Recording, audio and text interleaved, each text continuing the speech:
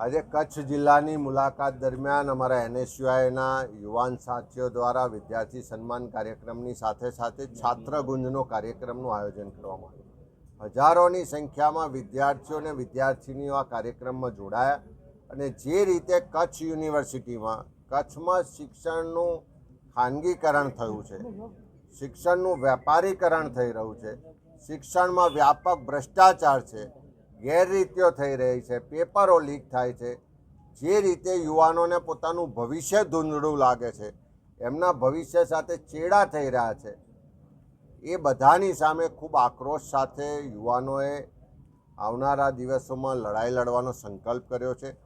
એનએસયુઆઈના નેતૃત્વમાં આખી શિક્ષણ વ્યવસ્થામાં જે ભ્રષ્ટાચાર છે, જે પરીક્ષા વ્યવસ્થા ફેલ થઈ ચૂકી છે, જે શિક્ષણ સંસ્થાઓનું ભગવાકરણ થયું છે, જે કચ્છ યુનિવર્સિટીમાં વ્યાપક રીતે ગેરરીતિઓ અને ભ્રષ્ટાચાર થાય છે, એના સામે લડાઈ લડવામાં આવશે. સાથે સાથે જિલ્લા કોંગ્રેસ સમિતિને અમારી કારોબારી બેઠકમાં પણ આખા જિલ્લાના અમારા આગેવાનો, ચૂંટાયેલા પ્રતિનિધિઓએ સાથે મળી અને નક્કી કર્યું છે, ઠરાવ પસાર કર્યો છે કે વરસાદ ખેંચાવાને કારણે કચ્છના અનેક વિસ્તારોમાં અછતની પરિસ્થિતિ ઊભી થઈ છે.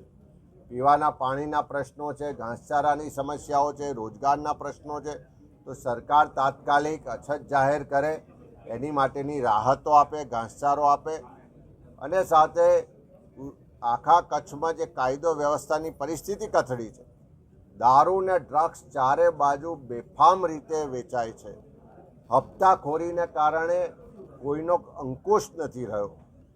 કરોડો રૂપિયાનો હપ્તો અહીંયાથી દારૂ ને ડ્રગ્સમાંથી દર મહિને અહીંના પોલીસ તંત્રથી લઈને ગાંધીનગર મુખ્યમંત્રી અને હોમ મિનિસ્ટરના કાર્યાલય સુધી પહોંચે.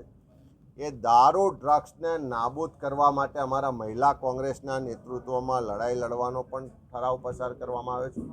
સાથે સાથે અનેક વિસ્તારોમાં જે રીતે નર્મદાનું પાણી પહોંચવું જોઈએ, એ પીવાનું પાણી, સિંચાઈનું પાણી નથી મળતું, પણ બીજી બાજુ ઉદ્યોગપતિઓને જોઈએ એટલું પાણી મળે છે. આ જે નર્મદા યોજનામાં કેનાલના અને બાકીના પ્રશ્નો માટે પણ લડાઈ લડવાનો એક ઠરાવ પસાર કરવામાં આવ્યો છે. ખાસ કરીને આખા કચ્છમાં જે રીતે ખેડૂતોના ખેતરમાં વીજ પોલ જબરજસ્તીથી નાખવામાં આવે છે, એને પૂરતું વળતર નથી મળતું, કંપનીઓના લાભાર્થે આખી સરકારને પોલીસ ઉતરી પડે છે.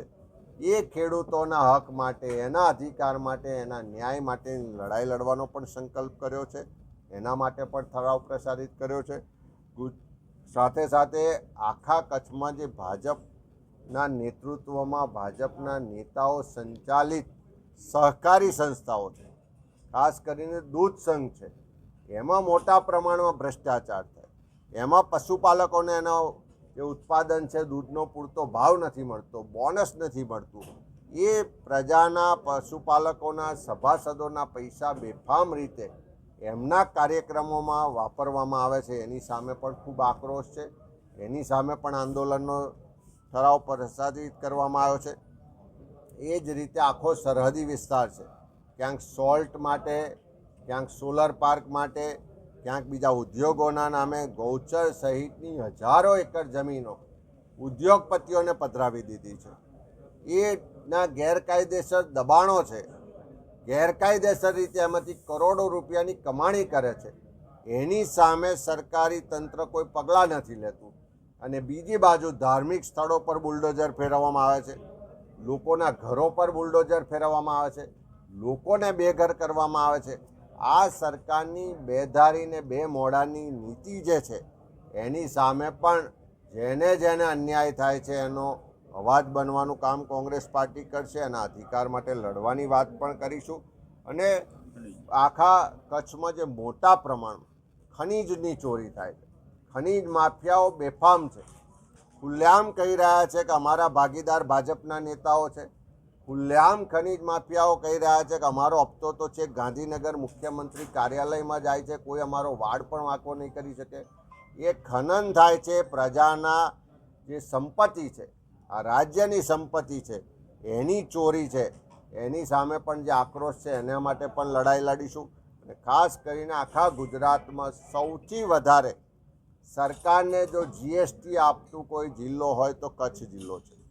અને જીએસટીના પ્રમાણમાં કચ્છ જિલ્લામાં જે શિક્ષણની વ્યવસ્થાઓ થવી જોઈએ, શિક્ષકો ભરાવા જોઈએ, ઓરડાઓ હોવા જોઈએ, જે દવાખાના બનવા જોઈએ, એમાં સ્ટાફ ને ડૉક્ટર હોવા જોઈએ, જે રોજગારી સ્થાનિક યુવાનોને મળવી જોઈએ, જે માળખાગત સુવિધાઓ અને જે ઇન્ફ્રાસ્ટ્રક્ચર હોવું જોઈએ, એની કોઈ વ્યવસ્થાઓ નથી. એ કચ્છના લોકોને જે સરકાર દ્વારા ભેદભાવ થઈ રહ્યો છે, એમની સાથે અન્યાય થઈ રહ્યો છે, એ ટેક્સના પ્રમાણમાં અહીંયા સુવિધાઓ જે એનો અધિકાર છે નથી મળતું, એના મુદ્દાઓને લઈને પણ આંદોલનો પણ થશે, કાર્યક્રમો પણ થશે, ઘેર ઘેર જઈશું, લોકોને મળીશું અને કચ્છના 1800 કરતાં વધારે જે બૂથો છે એ દરેક બૂથના લોકોના પ્રશ્નો માટે આખો એક સામૂહિક કાર્યક્રમ લઈ અને લડાઈ લડવામાં આવશે. કોંગ્રેસમાં જોડાયા છે, જે ભાજપમાંથી કોંગ્રેસમાં જોડાયા આગેવાનો એમણે જાહેરમાં સ્ટેજ પરથી એમ કીધું કે અત્યાર સુધી અમારી આંખો પર પટ્ટી હતી, મતનો અધિકાર મળ્યો ત્યારથી આજ દિન સુધી ભાજપને મત આપ્યો છે, પણ હવે અમારા આંખો પરની પટ્ટી દૂર થઈ છે. હવે જે રીતે કેન્દ્રની સરકાર, રાજ્યની સરકાર લોકો સાથે અન્યાય કરે છે, અત્યાચાર કરે છે, લોકોનું શોષણ કરે છે, લોકોના અધિકારો છીનવે છે, એને ઝાઝું સહન થાય એમ નથી.